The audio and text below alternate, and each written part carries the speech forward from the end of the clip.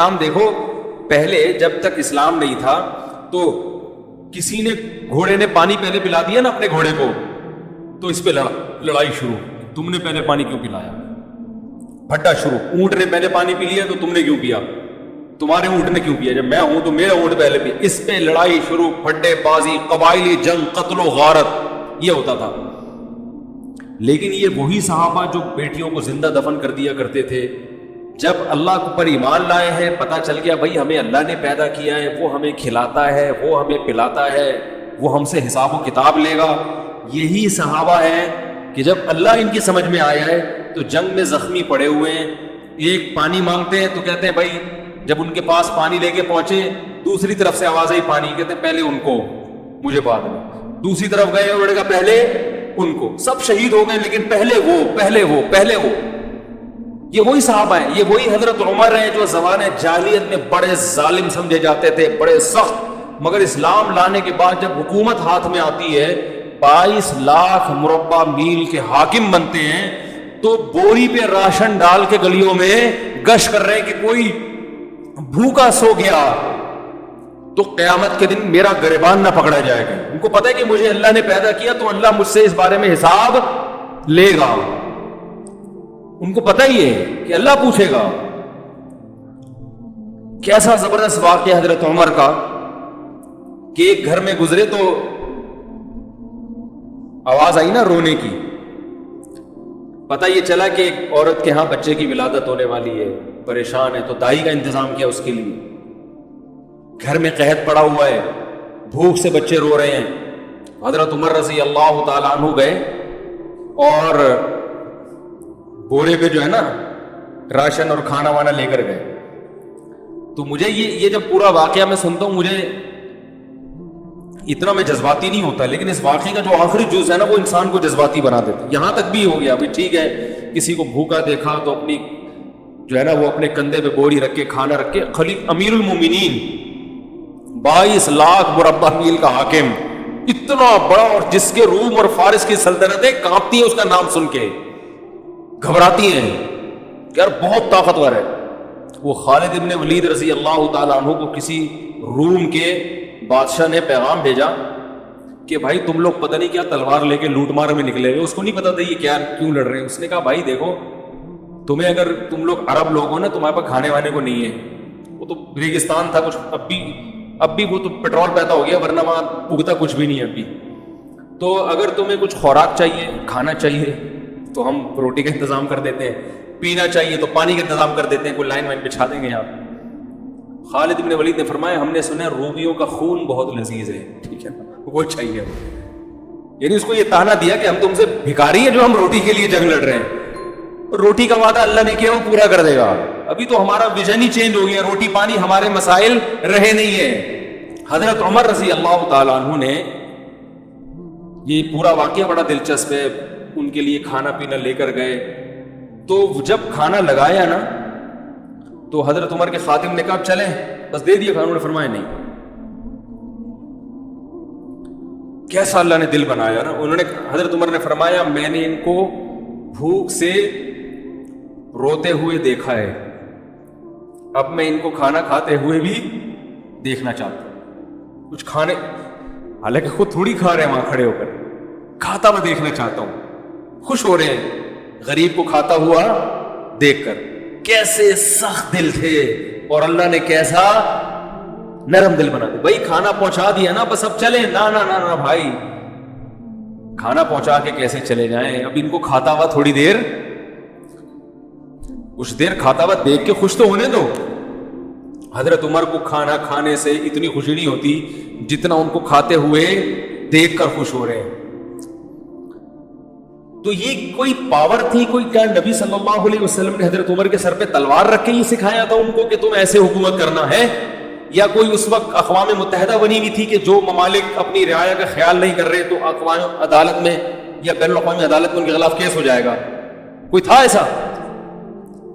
یا حضرت عمر کو یہ ڈر تھا کہ اگر میں نے ایسا نہیں کیا تو رعایا میرے خلاف کھڑی ہو جائے گی؟ وہ تو ایسی پاورفل حکومت، کوئی بغاوت کا دور دور تک بھی خطرہ نہیں تھا۔ اللہ کا خوف، اللہ کا خوف کہ جس خدا نے مجھے حکومت دی ہے اَيَحْسَبُ الْإِنسَانُ أَن يُتْرَكَ سُدًى، اللہ نے قرآن میں کہہ دیا ہے کہ تم یہ مت سمجھو کہ بیکار چھوڑ دیے جاؤ گے. ہر عمل کی ریزن بیان کرنی پڑے گی کہ اے عمر، اگر آپ کی رعایا میں ایک گھر بھوکا تھا، آپ کو پتہ نہیں چلا، تو اس کی ریزن بیان کریں کہ آپ کو پتہ کیوں نہیں چلا، اور اگر آپ کو پتہ چل گیا تو اس کے گھر میں کھانا پہنچانے کا انتظام کیوں نہیں ہوا. یہ بھی ایک عمل ہے نا، اس عمل کا جواب دیں. حضرت عمر کے پاس اس کا جواب نہ ہوتا، اس لیے کندھے پہ راشن ڈال کے لے کے جا رہے ہیں. آپ حکمرانوں کو برا بلا کہتے رہو، یہ ایسے یہ ویسے، یہ یوں، تو بھائی وہ بھی اور ہم سب ایک ہی جیسے ہیں. ہم کون سا اپنی ذمہ داری پوری کر رہے ہیں؟ آج مثالیں دی جاتی ہیں، حکمرانوں کو شرمندہ کیا جاتا ہے حضرت عمر کی مثالیں دے کے. دیکھو وہ ایسے تھے تم ایسے، وہ ایسے تھے تم ایسے. ٹھیک ہے، جب آپ کو کسی حاکم سے ملاقات کا موقع ملے تو آپ شرمندہ کریں، لیکن ہم اپنے گریبان میں بھی تو جھانک کے دیکھیں. صبح سے لے کے رات تک، رات سے لے کے صبح تک، کیا ہمارا ہر عمل ایسا ہے کہ ہم اس کی، اللہ ہم سے وجہ پوچھے تو ہم وجہ بیان کر سکیں کہ اللہ اس وجہ سے میں نے ایسا کیا ہے؟ بہت سارے کام ہمارے غلط ہو رہے ہیں. حضرت عمر رضی اللہ تعالی عنہ احترام بڑے کیا کرتے تھے. آج تھوڑا سا کوئی عہدہ مل جائے نا تو انسان اپنی اوقات بھول جاتا. تکبر، اس لیے کہ وہ اس کو اللہ کی طرف سے بھیک نہیں سمجھتا. جس کو کوئی چیز بھیک میں ملی ہوتی ہے تو وہ کبھی بھی اتراتا نہیں. دیکھو آپ کے پاس کچھ بھی نہیں تھا پہننے کے لیے، بھیکاری بن کے کسی کے در پہ گئے، سیٹھ صاحب نے آپ کو ایک ٹائی دے دی، 3 پیس سوٹ دے دیا، بنیان دے دیا ہے بھائی، اور شیمپو دے دیا کہ نہا لو. نہا کے آپ نے ٹائی بائی پہنی، اب آپ اسی کے سامنے اکڑ رہے ہو اور لوگوں کو یوں کر کے دکھا رہے ہو، تو وہ بولے گا بھائی میں نے دی ہے، واپس لے لوں گا میں. تو جو چیز بھیک میں ملی ہوتی ہے انسان اس پہ اکڑتا نہیں، اور جو اپنے پیسوں سے خریدی ہوتی ہے اس پہ اکڑتا ہے. خود گئے طارق روڈ میں شاپنگ کی آپ نے، اپنی تنخواہ میں سے، آپ کو تنخواہ ملی تھی، اچھی تنخواہ ہے آپ کی، وہاں سے 3 پیس سوٹ ٹائی پہن کے آئے، اپنی گاڑی میں بیٹھے، پھر آپ ایسے ایسے کر کے گھوم رہے ہیں. کوئی شرمندہ نہیں کرے گا آپ کو، بولے گا بھائی السلام علیکم، اللہ نے آپ کو دیا ہے. تو اللہ کہہ رہے ہیں یہ جو تمہاری اپنی چیزیں یہ بھی اپنی نہیں ہے، یہ سب میں نے دی ہیں. یہ جو تنخواہ آپ کو مل رہی ہے یہ تنخواہ کہاں سے آ رہی ہے؟ جو آپ کی کمپنی کی ارننگ ہے یہ تو قدرت کی پیداوار ہے نا، جو اللہ پیدا کر رہے. کپاس اللہ نے پیدا کی، اس سے کپڑا بنتا ہے، تو آپ ٹیکسٹائل مل میں جاب کر کے تنخواہ لے رہے ہوتے ہو. یہ تو سب اللہ کی طرف سے بھیک ہے. آپ شوگر مل میں مینیجر لگ گئے بھائی، تو شوگر پیدا کون کر رہا ہے؟ یہ گنے اللہ پیدا کر رہا ہے. آسمان سے پانی برستا ہے اور وہ میٹھے لکڑیاں پیدا ہو جاتی ہیں، اس سے میٹھی میٹھی لکڑیاں پیدا ہو جاتی ہیں شہد جیسی، اس سے رس نکلتا ہے. ایک بارش ہے جو دنیا کی ہر چیز پیدا کر رہی ہے، ایک پانی ہے جو دنیا کی ہر چیز پیدا کر، تبھی پانی بند، سب کچھ ختم. تو یہ سب چیزیں بھیک میں ملی ہیں. تو حکومت بھی کس میں ملی ہے؟ بھیک میں. تو حضرت عمر جانتے تھے کہ مجھے جو حکومت ملی ہے کس میں؟ اللہ نے بھیک میں دی ہے، یہ میرا کمال نہیں ہے. تو لہذا بڑوں کا احترام کرتے تھے. حضرت خولہ بنت ثعلبہ رضی اللہ تعالیٰ عنہ کا بڑا دلچسپ واقعہ ہے. حضرت خولہ بنت ثعلبہ جو تھی، ان کے شوہر نے ان سے زہار کیا. زہار کہتے ہیں کہ انتی علیہ کظہر امی، بیوی کو اپنے ماں کے کسی محترم عضو سے تشبیہ دے دینا کہ تم مجھ پر ایسے ہو جیسے میری ماں کی طرح ہو. تو عرب میں یہ الفاظ طلاق کے سمجھے جاتے تھے. تو جب ان کے شوہر نے یہ الفاظ کہے تو یہ پریشان ہو گئے کہ طلاق ہوئی ہے کہ نہیں ہوئی ہے. نبی صلی اللہ علیہ وسلم کے پاس آئیں، فتح مکہ کے بعد کا واقعہ یہ. عرض کیا یا رسول اللہ، کیا میں اپنے شوہر پہ حرام ہو گئی؟ آپ نے فرمایا حرام ہو گئی. وہ بار بار اللہ کی طرف دیکھتی کہ اللہ کوئی صورت پیدا کر دے. چھوٹے چھوٹے بچے بھی تھے، شوہر سے بہت محبت بھی تھی. پھر جاتی، پھر واپس آتی، یا رسول اللہ. جیسے لوگ طلاق دیتے ہیں نا بیوی کو، تو پھر عورتیں بھی آتی ہیں، مرد بھی آتے ہیں، مفتی صاحب 3 دے دی ہیں کچھ. تو ہمارے نبی کیا کہہ رہے تھے کہ طلاق یعنی نکاح ختم، حرام ہو گئی ہو ہمیشہ کے لیے. اس لیے کہ آپ اپنی طرف سے، تو مفتی بھی اپنی طرف سے کچھ نہیں بتا سکتے. جب بار بار آئیں اور آسمان کی طرف دیکھتی تو اللہ نے آسمان سے آیتیں نازل کی. قد سمع اللہ، 28ویں پارے کا پہلی آیت، قد سمع اللہ قول التی تجادلک فی زوجها، تحقیق سن لی اللہ نے بات اس عورت کی جو اے نبی اپنے شوہر کے بارے میں آپ سے جھگڑا کر رہی تھی. واللہ یسمع تحاورکما، اللہ تمہاری سرگوشیوں کو، باتوں کو سنتا ہے. اور پھر اللہ نے آیت نازل کی والذین یظاہرون منکم من نسائہم، جو لوگ اپنی بیویوں کو ماں کے کسی عضو سے تشبیہ دے دیں، اظہار کریں، تو اس طرح کہنے سے ان کی بیویاں حقیقت میں ماں نہیں بن جاتی. یہ طلاق کا جملہ نہیں ہے، نہ اس سے طلاق ہوگی نہ بیوی حرام ہوگی، لیکن یہ بری بات ہے. تو بری بات کی سزا یہ ہے کہ جو شوہر ایسا جملہ کہے گا تو وہ بیوی کے قریب نہیں جا سکتا جب تک کہ ایک غلام کو آزاد نہ کر دے. اور جس میں غلام کی طاقت نہیں ہے وہ 60 روزے لگاتار رکھے. جو 60 روزے بھی نہیں رکھ سکتا، کمزور ہے، بیمار ہے، تو وہ 60 مسکینوں کو 2 ٹائم کا کھانا کھلائے، اس کے بعد بیوی کے پاس جا سکتا. تو اللہ نے آیت نازل کی. کیا خیال ہے بھائی؟ اب آیت نازل ہونے کا آپشن اس لیے 3 طلاقیں دی تو وہیں بیٹھ گئے، بس سمجھ جائے گا کہ بیوی حرام ہو گئی ہے. ٹھیک ہے نا؟ اب آگے مفتی کو تنگ نہیں کوئی گنجائش، پھر ادھر سے آ کے فتوے آج کل مارکیٹ میں اویلیبل.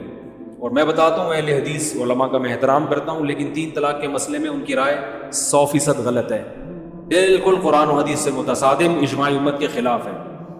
اس لیے ان کے فتویٰ سے بیوی حلال نہیں ہوگی. خود اہل حدیث کے لیے بھی اس فتوے پر عمل کرنا جائز نہیں ہے. تو رسول اللہ صلی اللہ علیہ وسلم نے ان کو بتایا کہ اللہ نے تمہاری بات سن لی. تو یہ بڑی فضیلت تھی.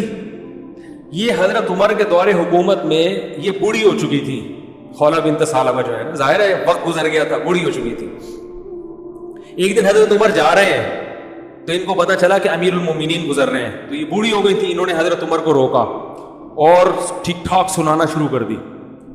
تم بادشاہ بنے ہو، تم مسلمانوں کے امیر ہو، تمہیں قوم کا خیال نہیں ہے، تم ایسے کر رہے ہو، تم ایسے، جیسے عادت ہوتی ہے بڑے بزرگوں کی.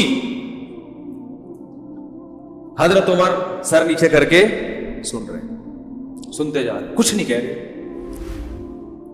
ایک بات خوب اچھی طرح سمجھ لیا کریں کہ جب کوئی بڑا نصیحت کرے نا، چپ کر کے اس کو سن لیا کرو، چاہے وہ غلطی کر رہا ہو، آپ کے اندر وہ غلطی نہ بھی ہو تو سن لیا کرو. آج کل نوجوانوں میں یہ بدتمیزی بہت ہے کہ باپ سمجھا رہا ہے، ماں سمجھا رہی ہے، فوراً جواب دینا شروع کر دیں کہ نہیں آپ غلط کہہ رہے ہیں، میں تو ایسا، میں تو ہوئی نہیں ایسا. اگلا کہہ رہا ہے، باپ کہہ رہا ہے بیٹے کو کہ بیٹا تھوڑی محنت سے پڑھا کرو، تھوڑا سا کاروبار بھی سنبھالو، تمہیں اماں انڈے لینے کے لیے بھیجتی ہے، تم دہی لے کے آ جاتے ہو، جتنے انڈوں کا بولا ہوتا ہے اتنے لے آیا کرو، وقت پہ لایا کرو. ٹھیک ہے نا؟ چپ کر کے آپ سارے کام وقت پہ کر رہے ہیں، لیکن اس وقت تھوڑی دیر چپ کر کے بولو بھائی سن. اس وقت فوراً جواب نہ دیا کریں، نہیں میں تو لے کر آ جاؤں نا، میں تو اس وقت بھی گیا تھا، تو بتائیں کب میں نے دیر کب کی ہے. یہ بڑی بدتمیزی ہے. گھروں میں یہ سسٹم ہی ختم ہو گیا سننے کا. او بھائی تھوڑی دیر سن لے، 5 منٹ، ٹھیک ہے نا؟ بول اچھا ٹھیک ہے، انشاءاللہ کوشش جاری رہے. سن لو، پتلی گلی سے نکل لو. ابا سے کون سے 24 گھنٹے کوئی بیٹھے رہتے ہیں؟ یا ابا ہے، یا کوئی بزرگ ہے، یا کوئی عالم ہے، کوئی مفتی ہے، کوئی بڑا ہے، کوئی بھی سمجھا رہا ہو، اس وقت چپ کر کے سن لو. بعد میں آپ سمجھتے ہیں کہ واقعی یہ غلط فہمی سے ممکن ہے ان کے دل بدگمان ہو رہا ہو کہ میرے خلاف، تو بعد میں کسی موقع پر آپ ان کو الگ سے سمجھا دیں کہ یہ کچھ آپ جو ایسی باتیں کر رہے ہیں 1-2 دفعہ تو ٹھیک ہے، لیکن بار بار آپ کریں اس کا مطلب شاید آپ کو کوئی غلط فہمی ہے. تو ایسا نہیں ہے. میں انڈے ہمیشہ ٹائم پہ لے کے، انڈے کی ایک مثال دے رہا ہوں میں تو یہی کرتا ہوں نا سارا دن. تو یہ جو ہے نا ایک دم بدتمیزی کرنا یہ اچھا کام نہیں ہے. کچھ آداب ہوتے ہیں، کچھ تمیز ہوتی ہے، وہ شارٹ ہوتی جا رہی ہے مارکیٹ سے. باپ اگر غصے میں بھی ڈانٹ رہا ہے تو چپ کر کے سن لو. کسی سے انسان کے خاندانی ہونے کا پتہ چل جاتا ہے. کچھ دن پہلے ایک جگہ جانا ہوا، ابا نے اپنے بیٹے کو نا میرے سامنے ڈانٹ رہے ہیں، ایک کاروبار کا سالے نے بیڑا غرق کر کے رکھ دیا، اس کو دیا، یہ کر دیا، سست. بیٹا بیٹھ کے سن رہا ہے چپ. مجھے اندازہ ہوا کہ خاندانی لوگ ہیں. گھرانہ کیسا ہے؟ باپ بولتا ہے تو بیٹا چپ کر کے سنتا ہے. یہ خاندانی ہونے کی علامت. ورنہ بیٹا یہ بھی کہہ سکتا ابا مفتی صاحب کو بتانے کی کیا ضرورت ہے. وہ ہو سکتا ہے بعد میں جا کے اس نے پرچہ لکھ کے دیا کہ ابا ویسے ہی مجھے سمجھا دیتے ہیں مفتی صاحب کے سامنے. ابا کو چاہیے کہ الگ سے سمجھائیں، کسی کے سامنے نہ کریں. یہ ابا کی غلطی ہے. لیکن بیٹے کی سعادت کیا؟ چپ کر کے سن لو. یار ابا کے احسان اتنے ہیں، یہ گھر ابا نے دیا بھائی، نام ابا سے ملا ہے، کوئی بات نہیں، تھوڑا سا ظلم ہو گیا تو کیا ہو گیا. وہ احسانات کے مقابلے میں اس کی کوئی اوقات ہی نہیں ہے جو ان غلطیوں کی. تو حضرت عمر رضی اللہ تعالیٰ عنہ اتنے بڑے امیر، لوگ کانپتے ہیں ان کے نام سے، اور ایک بوڑھی عورت کھڑے ہو کر ڈانٹ رہی ہے، سمجھا نہیں رہی، ڈانٹ رہی ہے، بولتی جا رہی ہے، چپ ہی نہیں رہی۔ تو وہ جو حضرت عمر کے خادم تھے نا، انہوں نے کہا قد اکثرتی یا خولا، بہت زیادہ کر دیا آپ نے نصیحت، امیر المومنین ہے، تھوڑا خیال کرو۔ ٹھیک ہے 2-3 دفعہ ہو گیا، ابھی آپ تو بول ہی جا رہی ہو۔ حضرت عمر نے ان کو خاموش کرا دیا، اپنے خادم کو، فرمایا کہ اگر یہ عشاء کے بعد کا یہ واقعہ ہے، فرمایا اگر یہ عشاء کے بعد سے فجر تک بھی مجھے کہتی رہے گی تو عمر اس کی بات سنتا رہے گا، کیونکہ یہ وہ عورت ہے جس کی بات کو اللہ نے آسمانوں پہ سنا ہے۔ تو عمر کون ہوتا ہے اس کی بات کو سننے سے انکار کر دے؟ یہ وہ عورت ہے جس کی بات اللہ نے 7ویں آسمان پہ سنی ہے۔ یہ آئی تھی نا نبی کے پاس گنجائش پیدا کرے، تو قد سمع اللہ نے آیتیں نازل کی، اللہ نے سن لی اس عورت کی بات جو اپنے شوہر کے بارے میں آپ سے جھگڑ رہی تھی۔ تو جس کی بات اللہ 7ویں آسمان پہ عرش پہ بیٹھ کے سن رہا ہو، عمر کیسے کہہ سکتا ہے کہ بس کر میں نہیں سننا چاہتا؟ تو یہ بھی وہی ہے اللہ کا خوف۔ یہ کہاں سے آیا؟ قرآن سے آیا۔